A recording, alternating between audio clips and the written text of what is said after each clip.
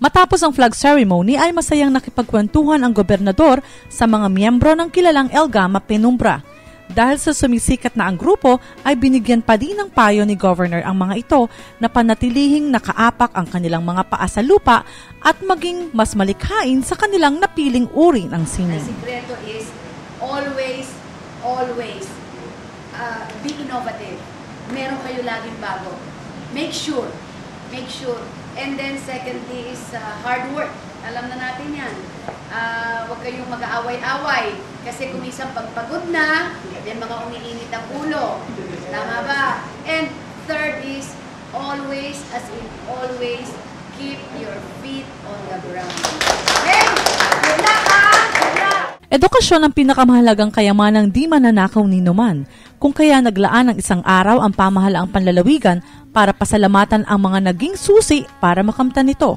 October 2 ang ginawang World Teachers Day celebration sa Kapitolyo para gunitain ang malaking kontribusyon ng mga guro sa larangan ng pagdadagdag kaalaman sa kabataang Batanggenyo. Sa araw na ito, pararangalan din ang mga natatanging teacher na nagpakita ng kahusayan at angking talino sa pagtuturo. Sumunod dito ang paggagawa ng special recognition sa Alay Lakad, Brigada Eskwela, Bright Smile at Best SBM Implementer Awardees. At hindi rin nagpahuli ang mga guro para maipakita ang kanilang mga talento sa pag-awit at pagsayaw.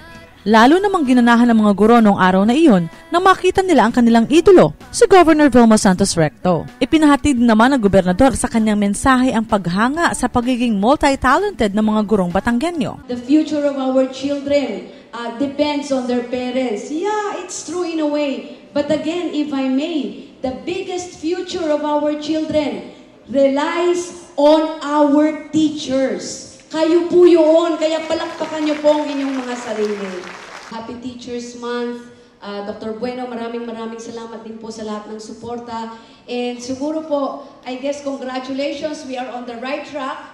Kasi sa recognition ibinigay po sa atin ng DepEd, ang ibig sabihin po nito, we are doing our very best to serve our students with quality. The bottom of my heart now, not as the governor of the province, but also as a mother to my kids, I would like to say thank you for all the help and support. Ang Batangas ay hindi ako. Ang Batangas ay kayo. Mabuhay po ang mga guro, mabuhay po ang Batangas, at pagpalain nawa tayo ng Panginoon Diyos.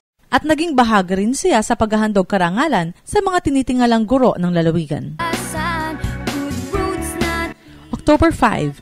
Itidakda ang October 5 para sa inaabangang araw ng mga taga-suporta ni Governor Vilma Santos Recto. Ito ang pinakahihintay na pagkakataon ng mga kawani ng pamahalang panlalawigan at Liberal Party loyalist. Para makumpleto ang kanyang 3 terminong panunungkulan sa lalawigan ng Batangas, formal na inanunsyo ni Governor V ang kanyang muling pagtakbo sa taong 2013.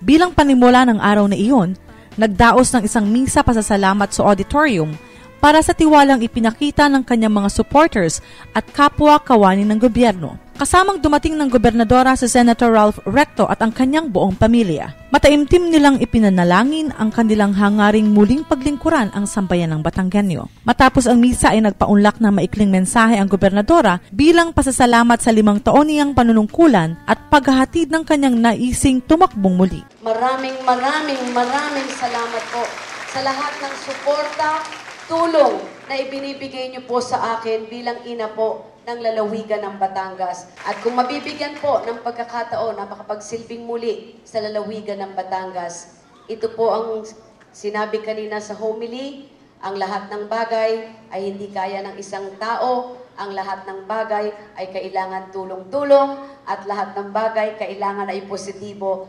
Kaya natin ito. At syempre, ang nakataya po rito ay buhay ng Batanggenyo at ng lalawigan ng Batangas. Kung mabibiyayaan ng ating Panginoon na makapagsilbi pang muli sa lalawigan po ng Batangas, kailangan ko po ang bawat isa sa inyo para sa Batanggenyo. Sinamahan din siya ng kanyang mga kapwa-opisyal para kantahin ang madamdaming kantang Bayan Ko. Sinundan naman ito ng agad nilang pagtungo sa tanggapan ng Commission on Election para sa kinasasabikang filing of Certificates of Candidacy. Dinagsa ng libu-libong supporters ang COMELEC at doon nadama ng gobernadora ang mainit na pagtanggap ng mga Batanggenyo sa kanyang ilang taong serbisyo sa kanila. Ang sipag at syaga, huwag nating iwawala, huwag isusuko ang mabuting. Dumiretso rin si Governor Vilma Santos Recto sa People's Mansion para mapaunlakan na makapanayam ang kanyang mga kaibigan mula sa media. Kasama niyang sumugot sa ilang katanungan ang kanyang ever-supportive husband na si Senator Ralph Recto. Bukod doon, ay binigyan din niya ng pagkakataong makasama ang kanyang mga loyalista na sabik na siya ay makausap at makadaupang palad. At ito ay ilan lamang sa mga naging aktibidad ni Governor Vilma Santos Recto noong nakaraang linggo.